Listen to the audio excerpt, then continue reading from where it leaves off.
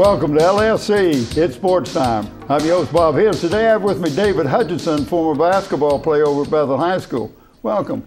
I appreciate being here. Yeah, we'll talk about some of the different things about your son, but first of all, I want to talk. You grew up in the Northampton area, right? Playing sports. Yep, off Todd's Lane. What were some of the sports you played? Well, I started, probably baseball was the first one. We had church leagues at that time. There weren't a lot of other leagues, and we had a good group of parents in the church, and they put together a team, and then that went so well that we started doing basketball. At the same time, I used to play at the old YMCA downtown Newport News. Oh, really? Yeah. Oh, you had to travel. Yeah, we were a traveling team at that time. But, did you play any football? No, my parents wouldn't let me play because afraid I was going to get hurt. But you were a big kid back then. You were bigger I than most was of the kids. a little taller, but I was, pretty thin. But mom's first boy, don't want to get hurt. And right, but you also did some swimming. I swam too during the summers. Right, at the old Northampton pool. What were your specialties? Not drowning. Not drowning? No, it kind of, they say that your strokes change, and I swam for a while, and freestyle backstroke were my strokes, and then I stopped one summer. When I came back, breaststroke became my stroke. And that sounds not butterfly, most definitely. All of those are tough for me anyway. Yeah, but now you played through the YMCA too? Well, no, the church league played, it was back then with the Young Men's Christian Association. Right. I mean, it was kind of one and the same. The YMCA organized them, but it was actually the church league that used the Y. Do you remember some of your coaches or teammates you had? No, Mr. Bond, who used to live across the street, he had two boys, Dickie and Stevie, and he was our coach. I remember him the most, right? Because he gave me a hard time because I was a little bit taller than everybody, and so I was always put in the post. Yeah, of course. I always had my back to the basket, so I never saw it. But a lot of people don't realize, but that's hard to do, really. Because growing up, and you're playing stand lot, you're facing the basket. Mm-hmm. Now all of a sudden, you got your back to the basket. That's right. But I never was never handled the ball really. I just began to be a little bit taller. You always had to play the post. Right. So you got to watch the game a lot. Now, you went to junior high school where? Jeff Davis. Jeff Davis. And who were some of your coaches you had over there? I honestly don't remember. I mean, Coach Hawkins. I mean, right. Joe Hawkins. He was around, Joe Hawkins. Everybody remembers Joe Hawkins. And I actually saw him a couple months ago at the bank. Of course, he doesn't remember me really, but you remember him. Oh yeah. And it seems that way that they're making an impression on you, and then you get older, and you change. Right. I had a guy come up to me and says, "Coach, don't you remember you had me at Buckrow? He had a full beard." Well, in Buckrow, you're 13, 14, 15 years old. How many thousands of kids have you had to go through there? You can't expect to remember them all. So. But then you played at Jeff Davis. Yep. And then you went, back then, you were sophomores when you went to Bethel High School. Right. And you played for Perk Crane. I did, and I almost didn't play. Oh, really? Well, I had it figured out. I didn't play much in junior high school, and you have 3 high schools that are coming together to play at one high school, and I figured, well, the chances of me making it aren't very good. So my father got wind of it, and he gave me a book, The Power of Positive Thinking. Norman Vincent Peale. Well, I read about 2 pages, and I decided it'd be easier to try out. And then it would to finish the book. Have you ever read the book? Never finished it. No, so I tried out, made it. Well, see, Perk was your JV coach, but he's more noted on the peninsula in his tennis. Right. Because he's a great tennis player and was a great tennis coach. And a black belt in judo. Oh, and see, I didn't know that. Yep, and so he was very intimidating at practice. Well, who were some of the guys on your team as a JV? Andre Wallace and Gil Stewart were there. Tico Wander initially, but then he moved up to varsity. Okay. He and Coach didn't quite see eye to eye, but when Coach decided not to play him, well, the varsity picked him up. That was, who was coaching varsity? Shackelford. Shackelford. Was coaching then. And of course, there was Greg Tucker and Steve Kerr and Russ Link. Right. And how'd you guys do as JV? Pretty successful? we did pretty good. The big one for us was since Coach Crane had been at Warwick High School one time, he said, I'm absolutely not losing to Warwick. And he said, if you lose, you're running 100 laps around the gym. Whoa! Well, we lost. Oh, no. So you run 100 laps? So we ran 100 laps around the gym. And wow. That was a lot. You know, and he wanted us to stay together. Of course, Russ Link, who was like the ever-ready bunny, I mean, Russ just took off. And nobody can stay up with him. We couldn't keep up with him. And the manager were feeling sorry for us, and they were keeping track on the scoreboard, the number of laps, and they'd try and slip one in every once in a while because we were dying. But, I mean, we did pretty well, but, you know. Well, you got moved up to the varsity during the tournament. Yeah, at the end of the game, at the end of the season. Right. Yeah, but didn't see any playing time. Well, but still the experience of going up in the tournament and play and dressing with the varsity and warming up and all that. Just, look at me, I'm out here. And I was, even at 6'2", I was small. Right, because they had a big team right there. They were very big, yep. Yeah. That's amazing. Then you had 11th, 12th grade, 2 years on the varsity. Coach Shackelford was one of your coaches. And some of the other people you had on the team besides Andre and Gil, Spicer. Spicer, Arnold Outlaw, Gordon Everett. And Gordon Everett. Now, Gordon was probably one of the top rebounders and was a guard. But he had long arms. I mean, his arms were like he was 6'7". I play taller than I am because of the length of my arms, but my arms were short compared to Gordon's. Right, yeah, I remember Gordon. He was quite an athlete. Yeah. And talk a little bit about that experience. Once would you become a starter right away, or you had to work yourself in, or how'd that work? No, I never was a starter. I kind of worked in and out. Right.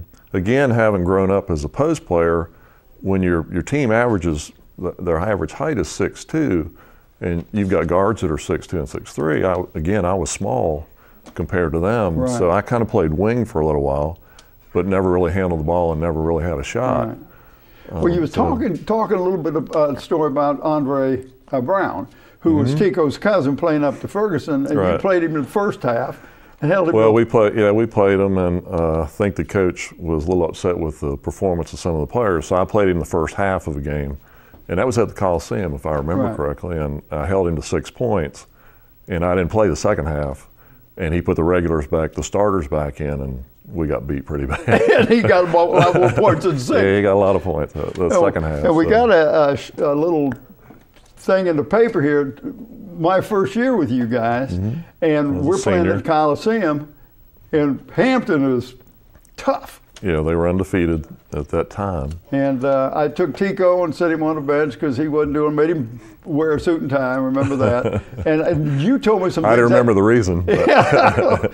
And I didn't remember that Craig Williams had hurt his toe.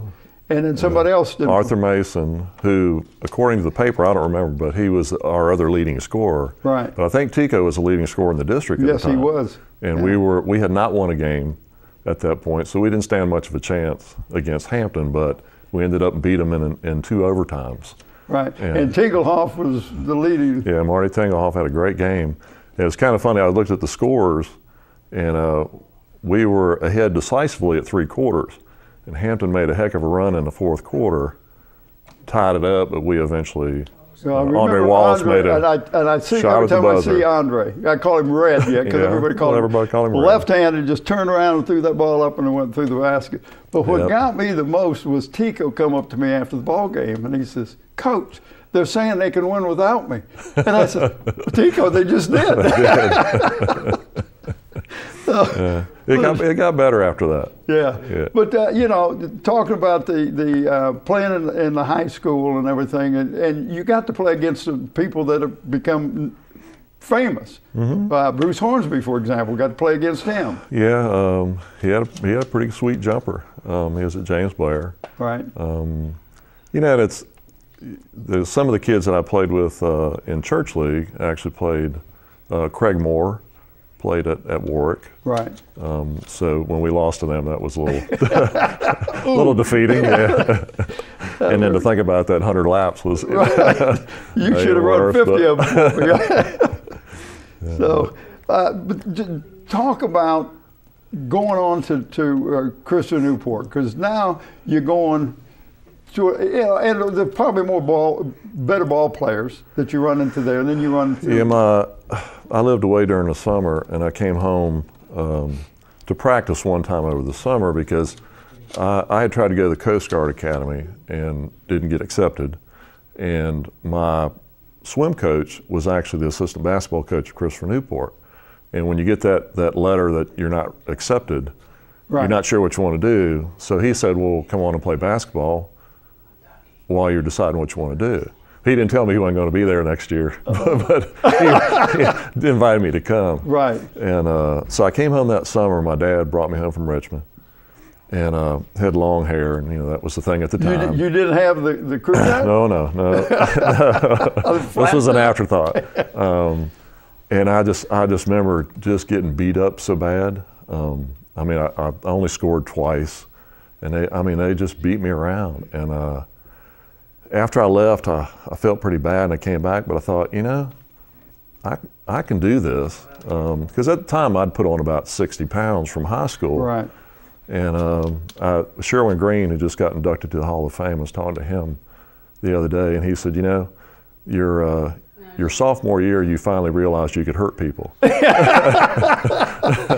could hurt people on the basketball court. Yeah, and well, you get stronger and you get bigger, and then you realize college is a more physical game. Right, much more than high school. And it suited me a lot better than, you can't touch anybody. Don't come in here.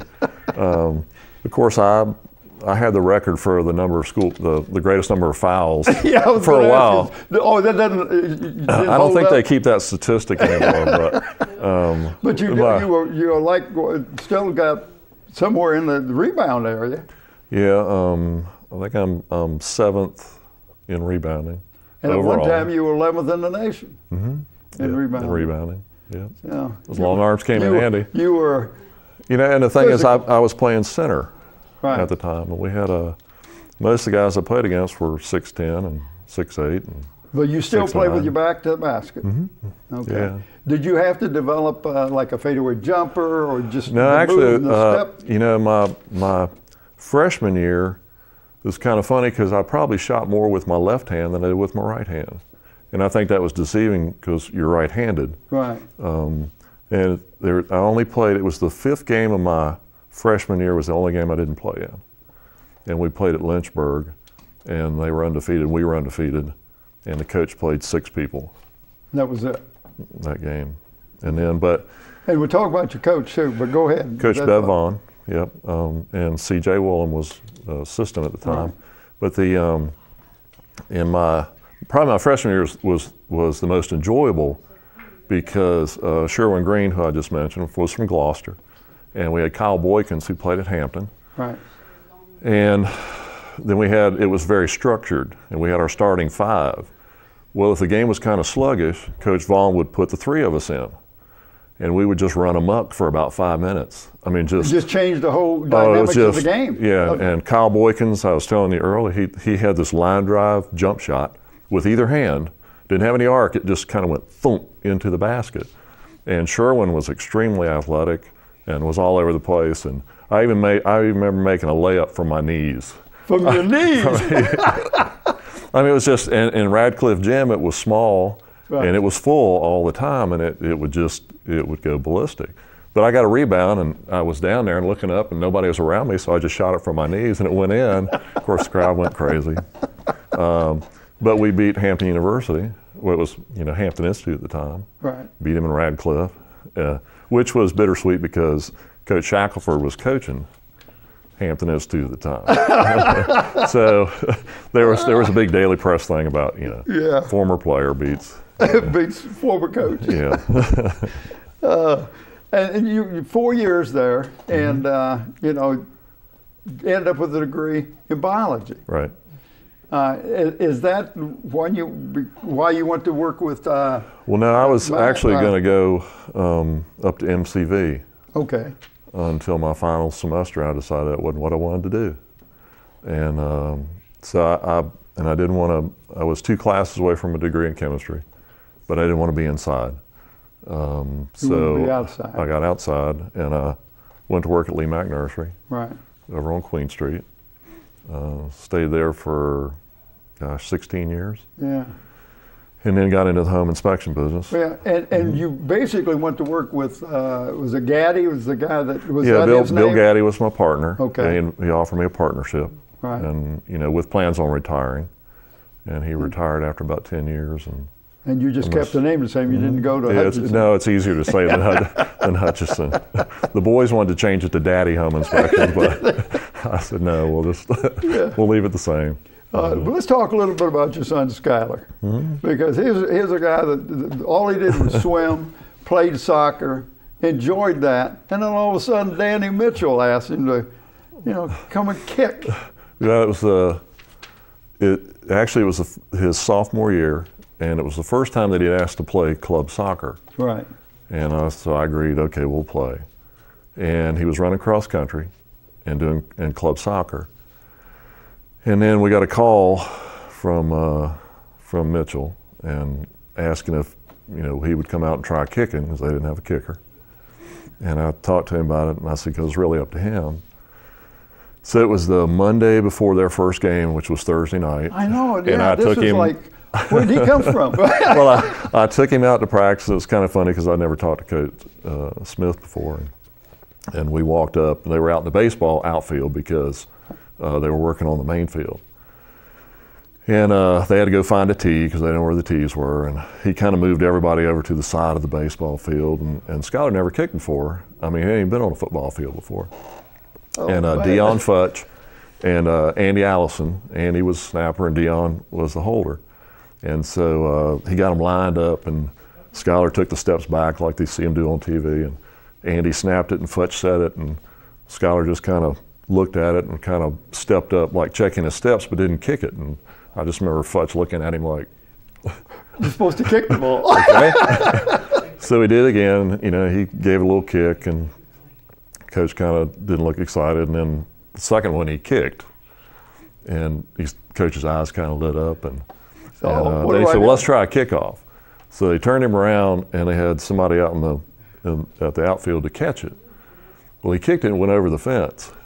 And you see the coach's eyes kind of light up. And the boys, I was watching the boys on the other side of the field, and they're all jumping around going, wow. We got a kicker. Well, the boy that was supposed to catch it, he's like, Coach, what do you want me to do? Coach says, well, go climb the fence and go get the ball. And you move back. And then he said, well, he's got a little snap in his leg. And I said, well, so I knew we were going to be doing, how about that? Doing kicking. Because soccer and swimming, and I mean, he stayed real active for the whole time he was in high school. But then he gets to be a senior, and he comes down with mono. Yeah, we finished football, and we started the swimming season. And the first meet, he swam, and he finished, and I just got a headache. I'm tired. I just thought, well, you're just not in very good shape. Right. Well, it had him at the doctor, a couple times. Finally, they diagnosed him with mono. So he went through the whole swim season basically with a mono. And almost qualified for the states. Well, he qualified for states in his sophomore and junior year. Right. And was kind of expected to go senior year. But at regionals, he just didn't swim very well. Right. And actually, that was on a Friday. And so we came home on Friday. On the way home, he's upset. And I said, you got tomorrow. And so it was, swimmers, when you get a little more serious, you shave. And so he came home. Body hair. Yep, he came home that night. I don't know why he didn't do Friday, but he came home and Friday night he went in there and shaved. And so we got up on Saturday, and he swam in the consolation heat, but almost swam fast enough, swam 2 seconds faster in 100, which is a lot, and almost qualified just time-wise for states. So he had a pretty strong last hurrah. Wow, well that's good. Then he went up to Tech, and he was going to walk on as a kicker. He was a preferred walk-on. Right. Went up, kicked. They have tryouts, open tryouts, and he kicked. And Coach Beamer asked him to kick with him, through that season. Right. And then he went on the roster in the spring and kicked, and then decided this fall that's not what he wanted to do. Well, and you got to have a passion for it. And you do, and I think with any sport, when you get up to that level, you've got to be passionate about it because it's a lot of work. Yeah, it is. And there's no job security. The job security is not real good. No job security at all. Right. But we want to kind of wrap this thing up, but I want you to talk a little bit about how all sports and your connection with sports and the way you deal with people. How's that helped you in your business? Well, I mean, you grow up, and when you're in sports, you have a certain amount of structure in your life, and you develop good work ethics. You learn to talk to people. And actually, as you get older, like in college, because people start to recognize you and approach you, and so you have to be a people person, right, whether you want to be or not. Right. You know, that's part of the game. Right. And so you get used to dealing with people. And I mean, that's helped a lot. I mean, it's just a work ethic type thing. It becomes a habit after a while. Not a bad habit to have. Yeah. And so I think probably what I like to see in high school is the coaches actually work with some of the athletes who are going on to college, right, and prepare them. You know, this is what you're going to be looking at, because it's a big change for them. And I think they leave, they're a big fish in a little pond, and they get up to the big pond. Oh, they're a guppy. There's a lot of big fish. Well, I appreciate you coming in. Oh, I'm glad to do it. I'm honored. I want to thank you for tuning in to LSC and Sports Time. I want to thank my special guest, David Hutcheson. I'm your host, Bob Hintz. Till next time.